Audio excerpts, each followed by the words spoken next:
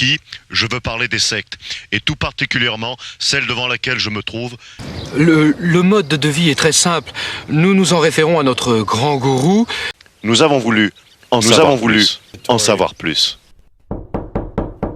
Donc, salam alaikum, j'espère que tout va bien. Donc, Inch'Allah, petite vidéo concernant les statues. C'est la deuxième vidéo que je fais.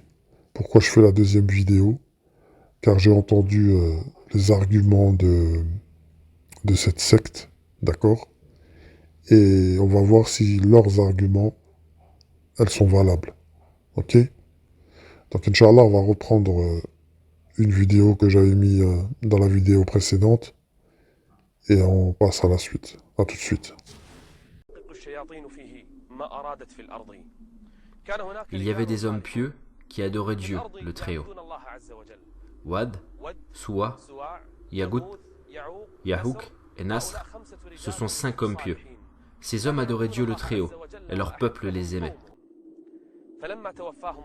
Mais quand ces 5 hommes pieux sont morts, les diables sont venus vers ces peuples, et leur ont dit: pourquoi vous ne créez pas des statues en leur effigie? Pourquoi vous ne créez pas ces statues en leur effigie pour qu'elles vous aident à adorer Dieu le Très-Haut?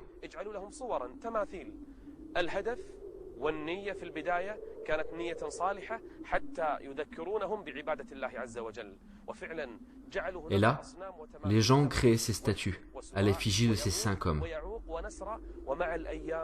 Et avec le temps, et après des générations, les gens commençaient à adorer directement ces statues et à les sacraliser.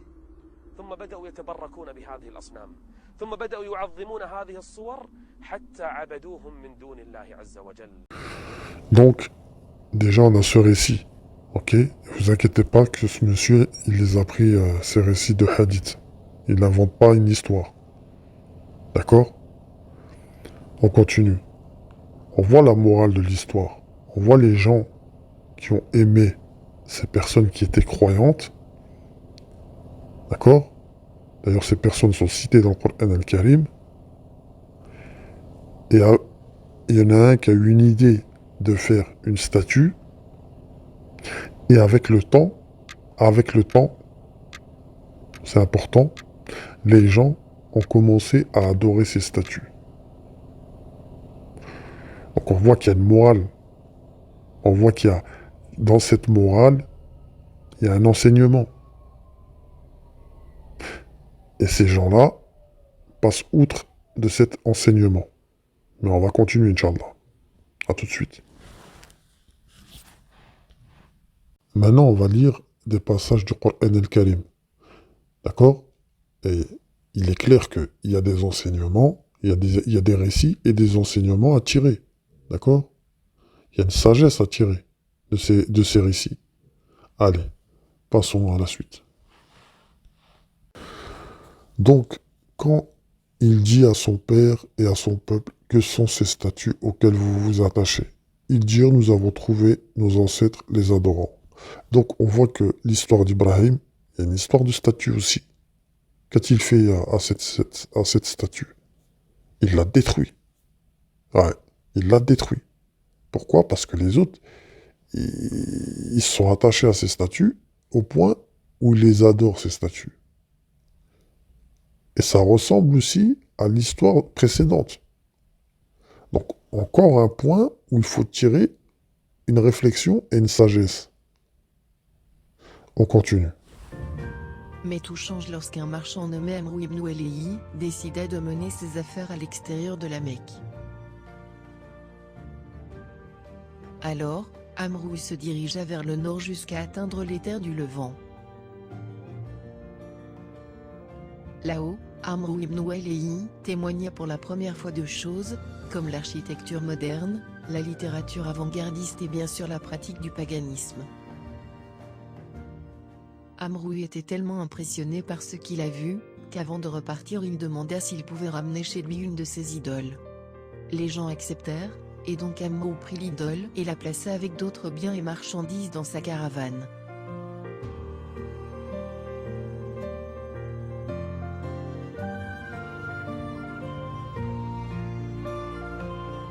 Ensuite il met le cap au sud vers la ville de la Mecque. Lorsqu'Amrou arriva enfin chez lui, il prit et plaça immédiatement l'idole devant la maison sacrée. Il dirigea ensuite le peuple en leur disant que ceci était désormais le Dieu qu'ils doivent adorer. Tristement, ce concept a fait part à très peu ou même voire d'aucune résistance, et avec le temps les gens commençaient à adorer de plus en plus d'idoles. Jusqu'à ce qu'il ait dit qu'à la fin du VIe siècle plus de 360 idoles différentes entouraient la maison sacrée à la Mecque. Donc la question, qu'a-t-il fait le prophète Mohammed sallallahu alayhi wa sallam à ces statues? Il les a détruits. Est-ce que le prophète Mohammed sallallahu alayhi wa sallam, quand il est parti de ce monde, est-ce que Ali, puisque eux, ils suivent beaucoup Ali, d'accord, ils disent que c'est le premier imam, d'accord, Ali alayhi salam, donc dites-moi, est-ce que Ali a fait une statue de Mohammed, le prophète Mohammed sallallahu alayhi wa sallam? Est-ce qu'on a des écrits que Ali, le prophète Mohammed sallallahu alayhi wa sallam, avait des statues chez eux? Allez, dites-moi. Non. Donc pourquoi ces gens-là ont fait ça? Dites-moi. La question, elle est là. Moi, je ne suis pas contre l'art. Attention, je ne suis pas contre l'art. Mais je suis contre quelque chose qui peut ramener au shirk. Ça peut être un danger. Et ce qu'ils ont fait, c'est un danger. Clair et net. Maintenant, on a vu 3 récits. D'accord? Le premier avec les 5 sages, ok, qui ont été adorés par leur peuple après leur mort. On a vu le récit d'Ibrahim alayhi salam, qui a détruit les statues parce que son père adorait les statues. Ok? Et on a vu l'histoire du prophète Mohammed sallallahu alayhi wa sallam, qui a détruit les statues. Pourquoi? Parce qu'ils adoraient ces statues. C'est du shirk. Voilà, du shirk. Et le shirk, c'est quelque chose de très grave. Ok? Et ça, vous le savez très bien. Donc il faut faire attention, il faut marcher sur des œufs quand même. Là, à partir de ce moment-là, quand tu as pris en conscience, tu as lu ces récits, bah, tu fais attention, tu marches sur des œufs. Voilà. Maintenant, on va écouter leur avis à eux. D'accord? Leur défense, on va dire ça comme ça. Et on va voir si leur défense tient la route. Donc, premier point, leurs arguments, ils disent que Adam, leur propagande, ils disent que Adam, lui aussi, était une statue. Donc, ils disent qu'Allah Ta'ala a créé une statue au départ. Déjà, Allah Ta'ala a donné vie à Adam. Ok? D'ailleurs, dans les récits, ils disent pourquoi vous adorez ces statues qui ne parlent même pas, qui ne voient même pas, qui ne vous répondent même pas. Tu comprends? Donc déjà, ton argument là, il est biaisé. De plus, pourquoi tu médites pas le récit aussi qui dit que quand Adam, il était inerte, d'accord, au paradis, puisque tu dois connaître ce récit, qui c'est qui tournait autour de cette statue, comme tu dis? Hein? C'est Shaitan qui tournait autour. Donc pourquoi tu n'en tires pas une sagesse de ce récit? Donc, deuxième argument, d'accord, qui ne tire pas la route, il nous donne l'exemple de Isa alayhi salam. Quand il dit dans le Coran al-Karim, je forme de la glaise comme la figure d'un oiseau, puis je souffle dedans, et par la permission d'Allah, cela devient un oiseau. Donc, déjà, d'une, c'est un oiseau. De deux, Isa alayhi salam, il n'a pas fait un oiseau pour le laisser dans un coin de la maison. Il lui a donné tout de suite la vie par la permission d'Allah Ta'ala. D'accord? Donc ton argument ne tient pas la route du tout. Maintenant, on va passer au troisième argument. Donc voilà le texte le plus intéressant. Ok? Donc Salomon alayhi salam, les génies exécutaient pour lui ce qu'ils voulaient. Les génies, ils exécutaient pour lui ce qu'ils voulaient. Sanctuaire, Statues. Plateaux comme des bassins et marmites bien ancrées. D'accord? Donc, voilà sur quoi se basent ces gens. D'accord? Cette secte. Donc, ils sont basés sur ça pour rejeter tout le reste. Pour rejeter le danger qu'il y a derrière ça. La construction d'une statue à l'effigie de quelqu'un. Donc la bonne question à se poser, sans contredire la réflexion des autres textes, la sagesse des autres textes. Certes, Salomon a fait des statues, mais la question à se poser est quel genre de statue a-t-il fait? Première question. Et où peut-on trouver la réponse? Vu que ces gens-là aiment aller chercher les textes chez les gens du livre, on va faire la même chose. D'accord? Pour justement leur prouver que ce qu'ils ont fait là, ça n'a rien à voir avec Salomon de ce qu'il a fait. Donc, analysons ce texte. Sanctuaire. Sanctuaire. C'est pas un château, un sanctuaire. Ok? À quoi sert un sanctuaire? Statue. Où étaient ces statues? Plateaux comme des bassins. Plateaux comme des bassins. Où étaient ces plateaux? Et marmites bien ancrées. Et marmites bien ancrées. Où étaient ces marmites bien ancrées? On a l'impression, quand on lit ceci, que tout ceci était où? Dans un sanctuaire. Alors maintenant, allons voir chez les gens du livre. Ce qui est commun aux deux récits, cependant, c'est son rôle de bâtisseur. Dans la Bible, il accomplit le rêve de son père, David, ériger le temple de Jérusalem, la maison de Dieu. Ce fut la 480e année après la sortie des enfants d'Israël du pays d'Égypte que Salomon bâtit la maison à l'Éternel. Un édifice majestueux, rempli de pierres taillées, couvert d'or, rempli de statues de chérubins et de bois de cèdre. On lit dans la Bible énormément de descriptions ultra détaillées sur l'architecture du temple. 7 ans furent nécessaires à son accomplissement. Et lorsqu'il fut terminé, une nuée descendit du ciel, signe que Dieu l'acceptait comme demeure. Après avoir achevé de bâtir la maison, Salomon la couvrit de planches et de poutres de cèdre. Il couvrit d'or pur l'intérieur de la maison, et il fit passer le voile dans les chaînettes d'or devant le sanctuaire, qu'il couvrit d'or. Il couvrit d'or toute la maison tout entière, et il couvrit d'or tout l'autel qui était devant le sanctuaire. Plateaux comme des bassins et marmites bien ancrées. C'est parti.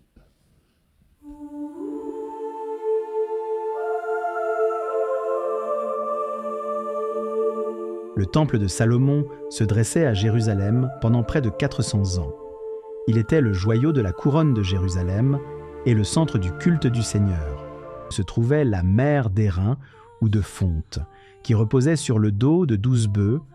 Alors, monsieur TikToker, qui diffuse la propagande de Skippy le mal guidé, est-ce que ceci ressemble à votre musée? Hein?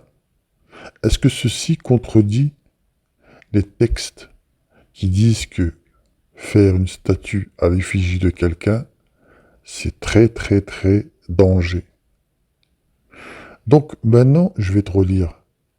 Sanctuaire, statue, plateau comme des bassins et marmites bien ancrées. Ça ressemble au temple de Salomon. Et quand je vois statue, je peux me dire statue des bœufs, tout simplement. Voilà. Voilà la réponse. Mais cette vidéo, cette réflexion n'est pas finie. Alors maintenant, lisons un passage du Coran al-Karim. À chacun de vous, nous avons assigné une législation et un plan à suivre. Tu comprends? Maintenant, allons voir ce qui est devenu le temple de Salomon aujourd'hui. Qu'y a-t-il à la place?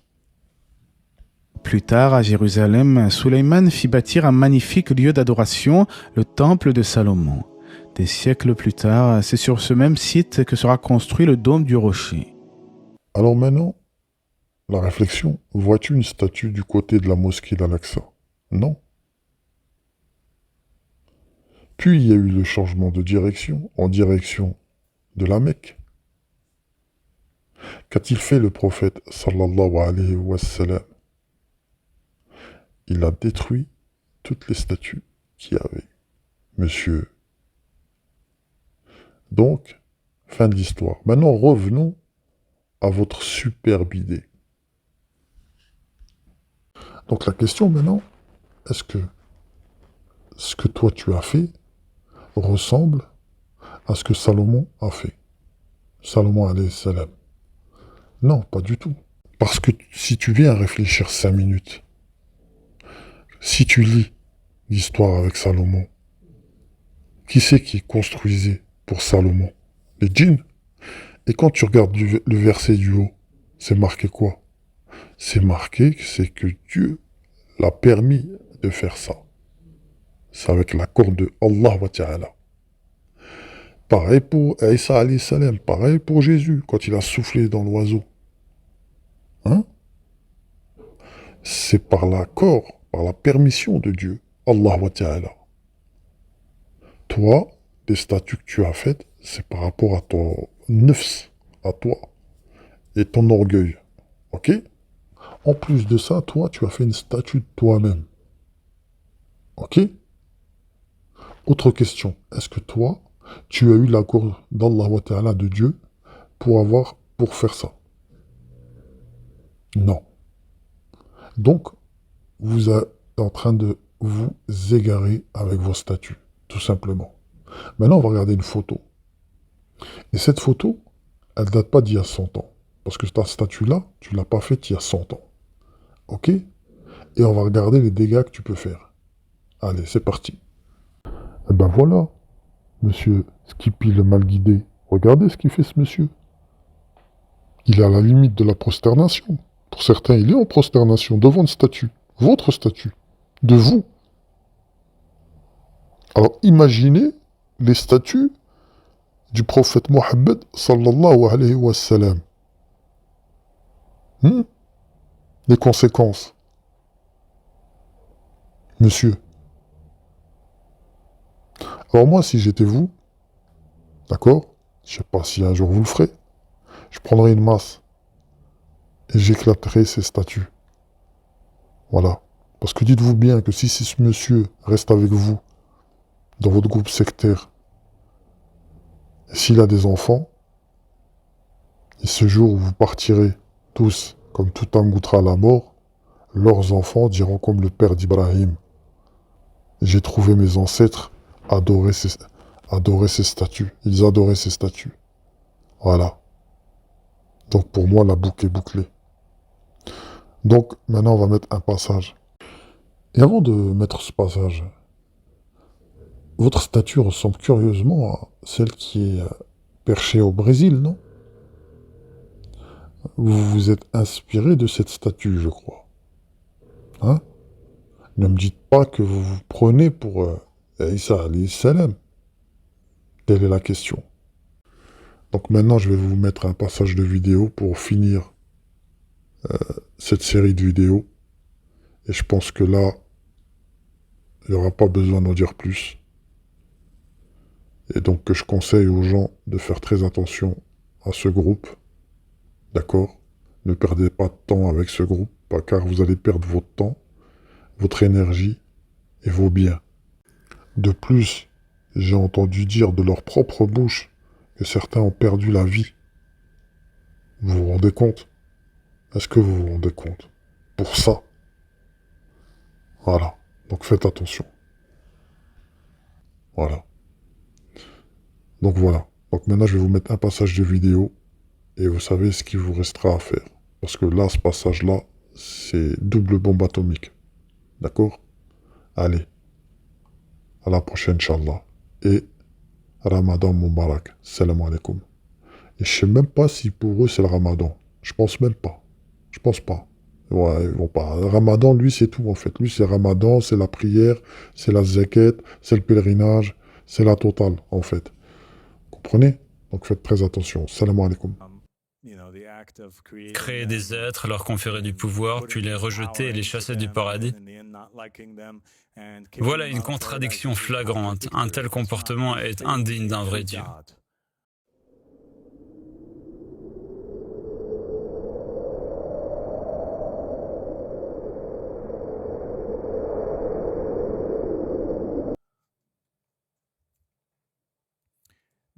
Le souverain vit la jeune femme près d'Adam. Il comprit que l'épinoïa, source de vie et de lumière, résidait en elle, mais il en était encore totalement ignorant. Lorsque la Providence, Fatima Zahra, vit ce qui allait arriver, elle envoya des serviteurs arracher la vie divine à Ève avant que Yaldabaoth ne puisse la souiller entièrement. Yaldabaoth viola alors Ève. Elle donna naissance à 2 fils.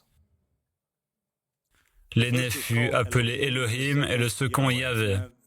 Je vous le dis, cela est évidemment un blasphème pour les gens, mais c'est le texte que nous devons étudier. Poursuivons.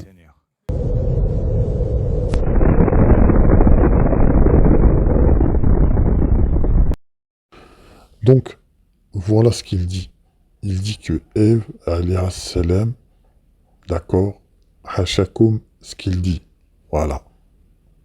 Comprenez?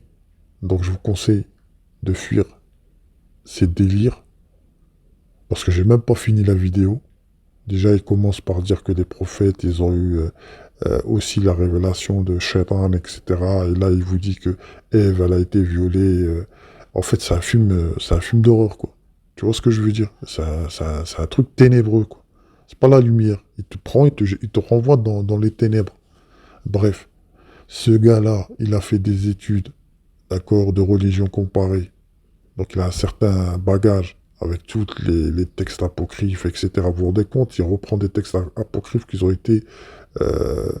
on sait que l'Église, c'est pas une référence, mais qu'ils ont été bannis par l'Église. Parce que justement, il y a sûrement des textes quand même qui sont quand même graves à dire. Bon, je vous laisse. Salam alaikum. Et fuyez loin de ces gens-là. Salam alaikum.